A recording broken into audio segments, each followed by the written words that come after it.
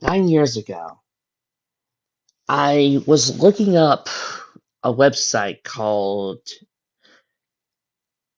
Busy Street, and it described a new channel called The Hub, wherein shows like the 60s Batman, classic Transformers, and such were running right on there, along with this anime called Del Toro Quest, which was awesome, plus Carmen Sandiego.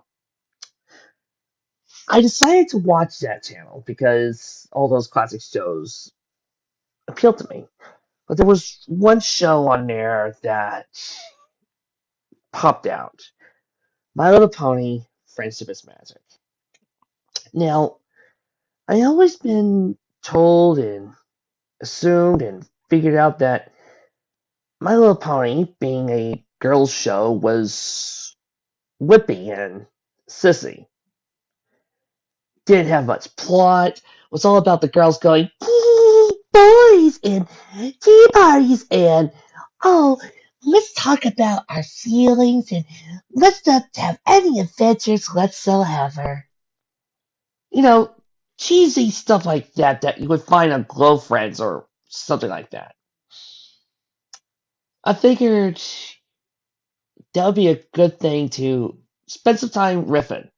Just having a good time, making fun of a bad show while I wait for something else to appear.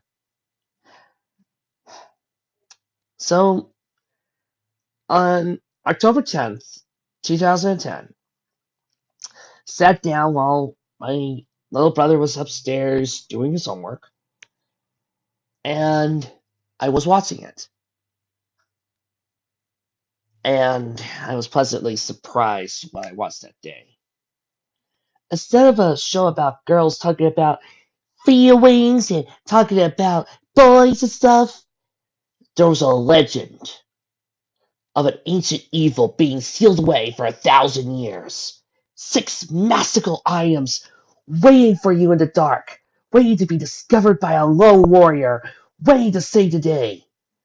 A student who finds out the truth and wishes to tell her teacher that her world's in danger. Her teacher doesn't listen, yet sends her off on a place to learn friendship. Then, once she finds all these ponies and decides not to befriend any of them, what happens? The prophecy comes true. The ancient evil arrives, and it's a cool villainess. Sleek, black, unlike anything I've seen on a girls' show ever before. Menacing, with a cool laugh, and an evil voice. The girls that I met were all individually detailed. Applejack, with her southern drawl and appealing voice. Rainbow Dash, well, being a speedster. Pinkie Pie, being excitable. Rarity, okay, I admit it took me a few episodes to like Rarity.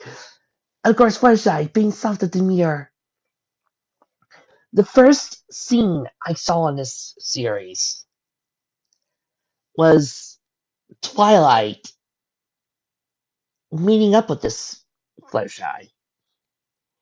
And Twilight going, and you are? Oh, I'm Fluttershy. What was that? Fluttershy. I think I did that. The animation was cute. I loved it. Gone were the designs of G1 and Tails, which I've never seen, but now were these adorable images that I just couldn't help but fall in love. They were like some adorbs. But it got better. The jokes flew perfectly. Whether it was Twilight running in fear that Rarity was going to change her coat color, Fluttershy hiding away and being so like a squeaky toy, only to break character and hug Spike like no tomorrow, or Pinkie Pie being Pinkie. The show had me wrapped around its finger from day one thanks to all of this. And a world that was not ours, but had elements of ours. There were things like jealousy, hatred, anger, annoyance, sarcasm. These emotions were not frowned upon, but thus accepted. Unlike the other shows I had seen where they tried to make this world where they tried to make the girls also perfect and oh, there was no bad guys or oh, there was no unhappy feelings because that was wrong. Oh, and none of the team ever disagreed. No, no, no. And nobody on the team was ever sarcastic. No, no, no. The ponies on this show were people. And that was something that intrigued me because I thought I would have to watch shows like Justice League, Avatar to get that type of thing. But nope.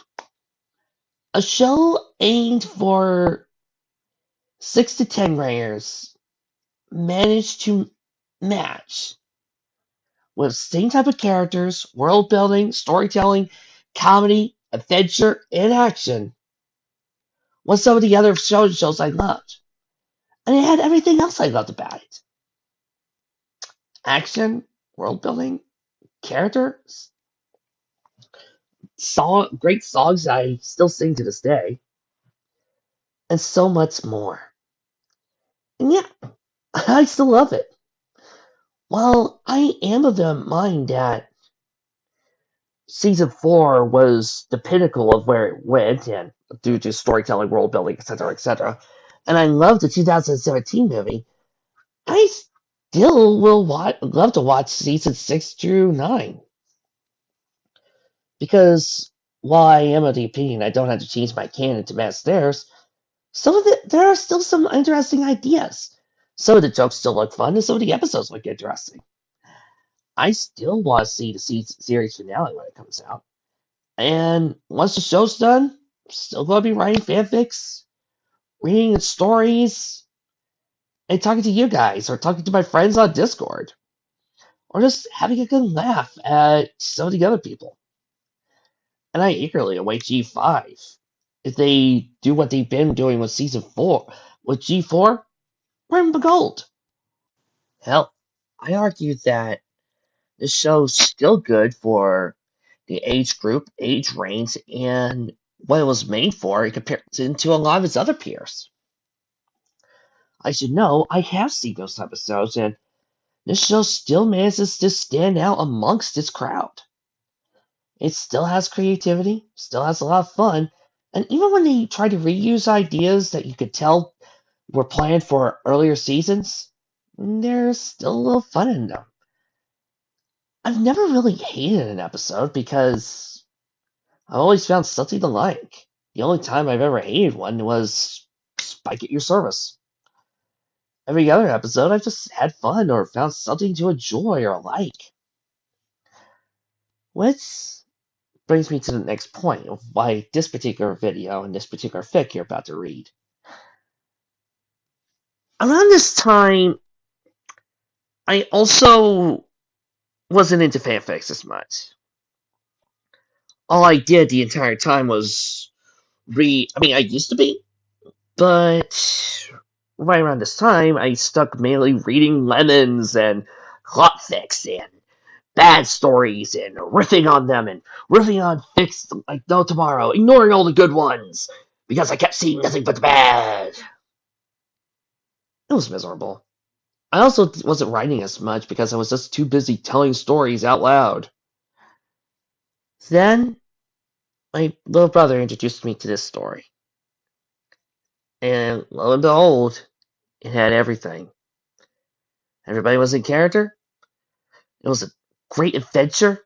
And the title was even based off of my favorite trilogy of all time and my favorite fantasy movie, Lord of the Rings. So that's why I decided to do that. The show may be ending, but these stories are going to remain. As well done and excellent as anything. So, without further ado, from all of us to you, in honor of season finale and the series' ending, we present to you It's a Dangerous Business Going at Your Door. Enjoy. The day which would go so wrong started as so many days did in Ponyville. Simple and pleasant. It was, in fact, a holiday. Plowpony's Day. A day set aside since olden times to honor the hard work done by the earth ponies that tilled Equestria's endless farmlands. As such, most of Ponyville's businesses were closed, and the great bulk of the population had gathered in the radiant green parkland just beyond the city gates for a mass pet and celebration. Twilight Sparkle had, of course, enjoyed Plowpony's Day before. It was a day off for classes at university in Camelot, but never in the company of good friends she had now. She had never, in fact, celebrated the day with the Earth Ponies, for which it had been created. It was an entirely different experience from that lazy day off she was used to. She had been roused early by a frantic being at her door. Piggy Pie insisted she come out and help with preparations for the day's celebration. She had breakfasted at a long communal table with a company of friends, nearly every other able-bodied pony in Ponyville. Then had followed a long stretch of physical labors, baking bread, plucking hay, inflating balloons, making kites, apparently finding them was a Plowpony's Day tradition, constructing a stage out in the park, hanging out streamers, even marking out dance grounds for the dance competition. Twilight assisted in them all, having much greater success in disastrous attempts at helping during winter wrap-up. She had of course been helped by all of her wonderful friends. Not just Pinkie Pie, but Rarity, Applejack, Rainbow Dash, and Fluttershy as well. It was now the stroke of noon, and the park was ready to receive its multitudes. From the old mares to young colts to giggling fillies, strappy stallions, young ponies, parents, and their foals, all the town's ponies had came out to eat the good food and frolic in the warm sun. Twilight and her friends were nestled under the shade of an old oak tree that towered above them, its branches gaining the dabbles of golden sunlight and a haze of wild green. They were lazily munching their way through a simple lunch of bread, hay, and apples. Pinkie Pie had started on dessert early. Grilled sugar cane, sugared and splashed through her mouth as she chewed. Fluttershy, laying in the grass by the tree trunk, was trying to convince her small rabbit, Angel, to eat some hay, little no avail. Rainbow Dash was perched in the branches of the tree, gazing down at her friends with one eye, while the other surveyed the sky for any sign of troubling weather. Applejack sat near the bushel of apples she had brought, watching with some amusement as the two remaining friends engaged in a tape of education. Rarity, I know you can do it. I know you can. Stop being a fear filly and give it a try, Twilight Sparkle said with a smile. Her deep purple eyes shone with excitement. Rarity pawed the ground with a front hoof and whizzed away. Now, darling, I appreciate your help trying to help me. I really do. But I'm just not cut out for it. I'm no sorceress. Rarity, I keep telling you, teleporting isn't something you need special talent and magic for. Okay, my talent makes it easier for me, but every unicorn can do it. You just need some practice. Let me help you work on it. The white unicorn blinked her brilliant blue eyes and betrayed a nervous expression. I've no particular need to learn teleport, Twilight. There's no place I'm in that's a huge hurry to get to, and if I'm ever in such a hurry, why, I have you. Twilight shook her head amusedly. Her lavender coat was brilliant in the sunlight, and her cutie mark, a pink sparkle surrounded by small white stars, actually shone in white warm rays. Very, I'm not always going to be around to help you. And you know doing magic is like doing anything else. The more you practice it, the better you get. Learning to teleport will help you in your other magic too. Well, Rarity wavered. Look, you already know telekinesis magic, right? Teleportation works on the same principle. Instead of moving something else, you're moving yourself. And instead of moving through the air, you're moving through space and time. Easy! Rarity gave Twilight a very disparaging look. With another smile, Twilight tried close to Rarity until she was in front of her. The lavender unicorn touched her horn to her friends. Suddenly their minds were joined. Rarity, this is actually very simple, especially for a creative pony like yourself. You got a good imagination, right? Rarity was caught off guard. She was uncomfortable when the other ponies poked around her thoughts, even though she had long started to trust Twilight with them. Well, I happen to think I do, she thought. She felt herself a bit. I have a great reputation, you know.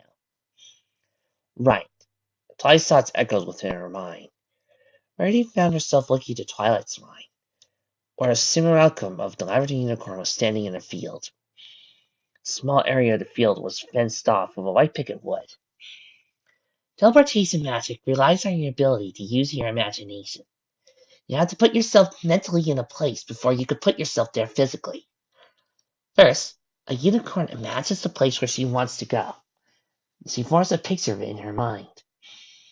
The image of Twilight in the field zoomed in on the fenced-off area. Then, the unicorn imagines herself in that place. A flickering ghost of Twilight faded in and out of the fenced-off area. The real fake Twilight's horn began to glow, sending off a brilliant shower of sparks. Suddenly, she vanished in a burst of white light, and when another burst of white light appeared inside the fenced-off area. The real Twilight Sparkle of the real world pulled her horn apart for Rarity's.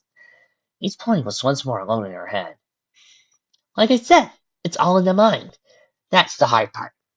Once you can expertly picture yourself in places, you just need to channel that mental image to your horn, and the spell almost performs itself. Rarity sighed. Twilight, darling, as much as you exalt my powers of imagination, and rightly so, I like to think, there's a great deal of difference between imagining how a gesture look on a pony and imagining itself suddenly appear in a separate place. Here, the Lavender Unicorn said, trotting over to the picnic. She plucked a napkin from a stack and walked a few feet away from the field. She set the napkin down and looked back towards Rarity. Let's start with short distances. Teleport from where you are right now to this napkin. Come on, Rarity, you can do it! Rainbow Dash called down from the tree. It'll be awesome! Rarity noticed all her other friends were looking expectantly at her. Even Fluttershy was smiling and nodding. She swallowed hard. Well, I suppose I could give it a whirl. Just use your horn and picture yourself standing on top of the napkin. Twilight said. Think hard. Really concentrate on standing on top of the napkin. Focus your entire mind on it. Rarity narrowed her eyes, put the napkin squarely in her sights. She began to focus, thinking of what she would see and where she would be if her hooves were on top of the napkin. Her horn began to glow. Rarity concentrated harder, thinking of nothing else but being on top of the napkin.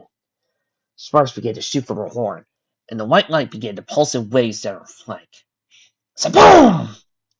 A small mushroom cloud of white energy rose above the treetops. Rarity lay flat on her belly, perfectly coiffed purple mane frizzing in every conceivable direction. Her tail was likewise sprung in coils every which way. A small burn circle cut through the grass beneath her. Well, that was a good first try, Twilight said. Applejack, Rainbow Dash, and Pinkie Pie burst out laughing. Dash cackled so violently she actually fell out of the tree. She hit the ground in a crash of branches and leaves and rolled over on her back, clutching her sides as she laughed. Golly, Rarity, you're not going to be teleported anywhere but the doctor's office like that. Applejack chuckled. Rarity huffed, getting to her house. Her horn simmered again. The saddlebag she piled by the tree flipped open. Mirroring the hairbrush floated from its contents. The former stopping in front of Rarity, while the latter began to brush her mane back into its normal curled state. Come on, Rarity, Twilight said, trotting over to her. Every unicorn misses their first teleport. Something to get discouraged about. If you just keep trying, I'm sure you'll get it. I've got about as much as I'm willing to tolerate. Thank you very much, Rarity said. You university unicorns may be able to master teleportation, but I've got no need of it. It just seems so dangerous. Yeah, Pinkie Pie chimed in. All visitors shook her cane. Think of all the nasty accidents you could have if you teleport wrong. You could teleport different body parts in different directions. Rarity's eyes bulged. Pinkie, that's not, Twilight began. You can teleport yourself right into a wall. That doesn't. You can teleport right where somebody else is walking. There are safeguards. You can even teleport way up in the sky and come crashing down. Pinkie Pie! Twilight yelled. Pinkie blinked at her. They gave her a massive grin. Sighing, Twilight turned back to Rarity. The other unicorn was staring into space, eyes wide and unblinking. Rarity, the Equestrian Ministry of Transport puts a blanket teleportation assistance spell over all of Equestria. It prevents accidents. They're extremely rare. Rarity slowly turned her eyes to Twilight. But not impossible. Twilight smiled to her chief. Well, I mean, it's not unheard of. Ah! Rarity shrieked. That does it! No more teleporting! She threw her mane back over her shoulder, stuck her snout in the air, and walked purposely back towards the tree. Sighing, Twilight tried back to her friends and lay down in the grass. Piggy, why did you have to scare her like that? She shrugged. I don't know. I just figured I'd be honest. You have to admit, there are all sorts of crazy things that could happen to someone trying to teleport. She thought for a moment. It sounds fun! I guess I could try it. Well, I'll like Rarity's wise and want to keep her hooves on the ground, so to speak, said Applejack, plucking another apple from the basket in her mouth and taking a careful bite of it. Twilight, you big silly touch. We get a lot of use out teleporting every which way place. Well, here in Ponyville, we like to take our sweet time getting places. As my old sire used to say, I ain't the destination that's important, it's the journey. Wow, that's so true, Rainbow Dash said, stretching her legs at yawn. Especially around here in Ponyville. There's only so many times you can see something new in this town. Like getting places. There's a new adventure every time you take off. So, Rainbow's got the right idea, Applejack said. She raised an eyebrow. At least I think she does. Twilight narrowed her eyes. Teleportation is a useful enough skill I think every pony should learn. Rarity just needs some practice. Every unicorn does it first, so we'll get the hang of it in no time. Twilight didn't mention that most unicorns start learning to teleport when they're a few years younger than Rarity's current age. Even though what unicorns painstaking attention to detail, Twilight could pick up the nuances of teleportation without getting in much trouble. Only she had some help. Oh, I remember! She rose her hose and galloped off. You silly, where are you going? Piggy called after her. I just need to get something for the library, Twilight called. I'll be right back! Be sure to get back in time for the lawn dancing, Applejack yelled. She couldn't be certain Twilight heard her or not. That fella could be so excitable sometimes. Like you said, she grew up in the big city, Dash said, where there's always something happening. The sky blue Pegasus rolled over onto her belly, propping her head up on one hoof. Must be nice sometimes. Well, I'll never want to be any place but right here in Ponyville, Applejack retorted, taking another big bite of her apple. I don't know if the adventure's sat. At the oak tree, Rarity just finished brushing her restored hair. Fortunately, she always took very care of it, and sprang easily back to shape. First I watched her work, her old long pink mane pulling on the grass around her. You know, Rarity, she said softly, Twilight just wants to help you. Oh, I know that, darling, Rarity said, keeping her eyes on the mirror as she brushed the ends of her tail. But Twilight has got to understand that not every unicorn is as ambitious as she is. Not in the way she is, anyway. I've got no grand designs to be a great sorceress, like that wretched Trixie. I want to make my mark designing the creme de la creme of the Equestria blossom. I do one thing. Rarity pressed the last of her tail with a flourish, then stood in her mirror and brushed spiraling around each other in an artful spin. And I do it well. The two tools flung themselves back into her saddlebag, which was closed with further magic. Meanwhile, Twilight had reached the great window pocket tree that was Ponyville's library, her home for the duration of her extended stay in this lovely town. Pushing the door open with her head, she trotted through the ground floor to a door cut between two enormous bookshelves. Twisting it open with magic, she walked inside and noticed the fireflies and the little lamp blinking. As the soft yellow light filled the small room, she began to scan the numerous boxes piled from the room floor up to the gnarled tree trunk ceiling. There were a few of the belongings and supplies she had brought from her home in Canterlot when she decided to stay in Ponyville, and she had done yet to unpack them. Among them, she knew, was a box of magical supplies from her younger days at the university. All she had to do was to find it. She used her magic to levitate the boxes one by one, passing them in front of her eyes to examine what had been written on the side. Not this one, not this one. Aha! Twilight screamed as she found the box she sought. The medium-sized cardboard box floated out of the closet. The others returned to their stacked places. Twilight closed the closet door, pried open the box. Rumsey threw it with her hose, looking for what she knew was there. Somewhere. Ah! Here it is! She said, just what she had been looking for. Right in the same cyan-colored tube. Lube! Magical lubrication. designed to increase the slickness of unicorns as they teleported through space-time. It was an excellent aid for new teleporters, taking some of the strain off their magical powers and allowing them to spend more energy focusing on destination control. She unscrewed the cap of her magic, and raised the tube to her nose and took a sip. It was still good, as he kept it tightly sealed, and hadn't separated out at all. This was quite fortunate. Teleportation lubricant had incredibly potent magic woven into it, and when the stuff expired, it could be dangerous. So he made sure to screw the cap back on again. Twilight! Spike's voice called down from the upper levels of the library. A small purple and green dragon waved at her as he came down from the bedroom. What are you doing down here? I thought you were at the festival at the park. Oh, I am, I was, said the lavender unicorn. She walked out of the closet, closing the door behind her. I just need to pick up something for Rarity. I'm about to go back. She gave him an eager look. Sure you don't want to come? It's going to be a lot of fun. There'll be dancing and apple bobbing and even karaoke. Spike raised an eyebrow. No thanks, Twilight. I didn't get a lot of sleep last night. All those reports for the princess. I know. I don't know why she saddled you with the soil studies. It's not even your job. Possibly because I could get the results to her instantly? Spike said with a shrug. I don't mind. It means I get to hang out with Big Negatus. Do you know how refreshing it is to pal around with another guy? After all, you... He stopped. He grinned. Not that you girls aren't... I mean, I have a perfectly good time with... He sighed. Sorry. Twilight laughed. No offense taken, Spike. I understand. Go get some rest. I'll be back later this evening. Roger Wilco, Spike said, giving her a thumbs up. Turned on his heel and began to trudge back up the stairs. Twilight was about to head to the door when a thought struck her. Direct demonstration was always the best method of instruction. What better way to show Rarity that teleportation was perfectly safe than to teleport right in front of her? Twilight Sparkle thus began to focus on her destination. The soft, cool grass beneath the oak tree in the park. Her horn began to glow and spark as she ready to teleport spell. She made all the necessary caveats and precautionary measures.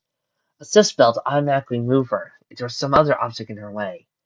A whole spell to keep her body together in the event of unstable terrain. Then grabbed a tube of musical liver in her mouth. Unfortunately, in talking to Spike, Twilight had forgotten to finish screwing the cap on the tube, hung loosely over the opening, exposed to the air, becoming rapidly charged with Twilight's magical energies. Rainbow Dash's head was craned far back, peering up intently to the heavens. She always kept an eye on the sky when she was bored, trying to find some cloud, some threat of rain or shade she could use as an excuse to blast off of her wings at full speed. She hated staying still any longer than she had to, except when she was tired. She blew the tuft of her short, rainbow-striped mane out of her face. Is Twilight coming back yet? I just see her, Pinkie Pie said, hustling up from her bag of gummy worms. Pinkie Pie's little junk food hadn't been deterred at all by the Plowpony's tradition of cooking all the food in wood-burning ovens on the site. She just had to fill her salad bags with processed treats from her home at Sugar Cube Corner. She had a batch of cupcakes ready to go after she was finished with these. So she hoped that at least one of her friends would ask her for them. As much as she loved eating sweets, she loved it even more when the others ate sweets with her. It doubled the tasty goodness. It was like a little party. Saboom! The explosion was so powerful, it rattled the bones in every pony's chest. Applejack, Pinkie Pie, Fluttershy were on their feet in moments. Rainbow Dash was in the air, flapping up to see past the crowd, suddenly silent and confused. A tall cloud of shimmering energy was rising over Ponyville, coming somewhere from the center of town. The library! Dash exclaimed. Fluttershy yelled, Twilight! Dash blasted through the air, leaving a rainbow trail on her wing. She felt sick at her stomach. She wanted an excuse to fly around, but not this. What if Twilight was hurt? Fluttershy followed behind her.